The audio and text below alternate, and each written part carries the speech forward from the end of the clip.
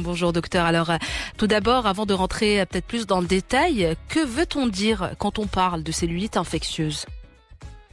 La cellulite infectieuse est différente de la cellulite adipeuse qui est la peau d'orange. Donc là, on va parler d'une infection bactérienne grave qui se propage sous la peau, au niveau des tissus mous, au niveau de la graisse sous-jacente et qui survient le plus souvent au niveau du visage ou du cou, au niveau des jambes ou des bras. Et c'est une véritable urgence parce que l'extension est rapide sans traitement avec un risque carrément de décès si la cellulite n'est pas prise en charge à temps. D'accord. Et quelles sont ces causes, cette cellulite infectieuse, docteur ?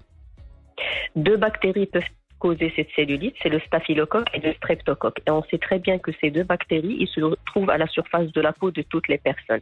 Donc si la barrière de la peau est altérée, à cause par exemple d'une érosion, d'une ulcération, d'une égratignure, une plaie, une blessure, la manipulation d'un bouton par exemple au niveau du visage, les bactéries vont pénétrer, se multiplier et si le système immunitaire est fragilisé, ça va évoluer vers cette cellulite infectieuse qui est très grave.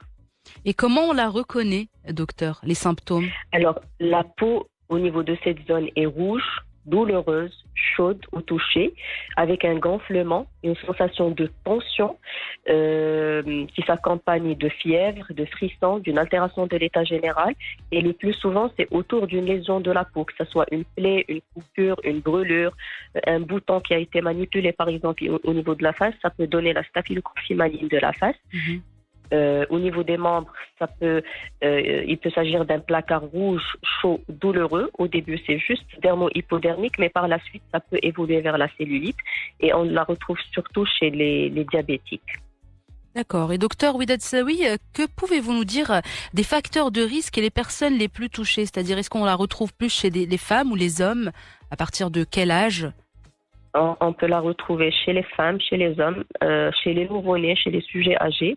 Mais c'est surtout quand le système immunitaire est affaibli, par exemple le diabétique, ce qu'on a cité tout à l'heure, avec une porte d'entrée. Par exemple, chez les diabétiques, un intertrigo mycosique, c'est-à-dire la présence de mycose entre les orteils, peut être une porte d'entrée pour développer cette cellulite.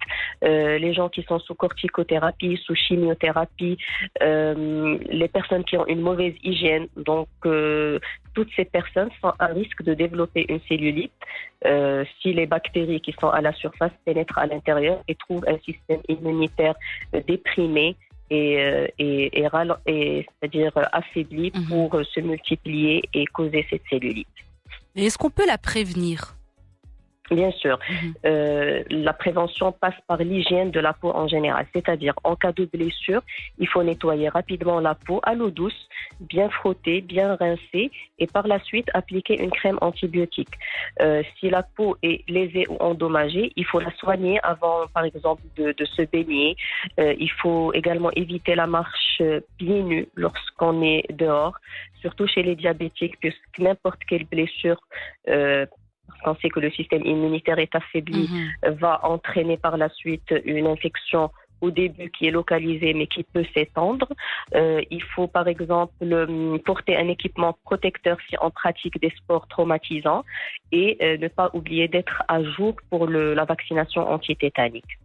Et qu'en est-il du traitement, docteur, de cette cellulite infectieuse ? Alors, le traitement, on a dit que c'était une urgence thérapeutique, donc le traitement doit être fait en urgence. Il s'agit de l'antibiothérapie, puisque c'est une infection bactérienne, donc il faut détruire ce germe avec une antibiothérapie adaptée. Des fois, on peut avoir besoin d'un nettoyage chirurgical sous anesthésie générale. Une hospitalisation des personnes tarées est souvent nécessaire, c'est-à-dire si la personne a un système immunitaire faible, comme les diabétiques, les personnes sous chimiothérapie, l'hospitalisation est nécessaire pour passer l'antibiotique par voie intraveineuse et pour avoir une efficacité plus rapide. Et docteur, comme à chaque fin d'échange, des conseils peut-être pour les personnes qui nous écoutent actuellement, pour éviter, pourquoi pas, ou pour récapituler un peu tout ce qui a été dit. D'accord. Alors, déjà en présence d'une plaie, tout simplement de la peau, il faut la traiter avec des moyens simples, c'est-à-dire nettoyer, mettre une crème antibiotique. Si on voit que la lésion ne guérit pas, qu'elle devient rouge, douloureuse, avec un gonflement, une sensation de tension, de douleur. Donc, il faut savoir reconnaître ces signes pour aller consulter rapidement, diagnostiquer la cellulite et la traiter en urgence avant l'extension et avant les complications. C'est noté, docteur Widad Slaoui. Merci beaucoup d'avoir répondu à nos questions aujourd'hui et à mardi prochain, Inch'Allah. À très bientôt. Bonne journée. Merci beaucoup, docteur. Au revoir.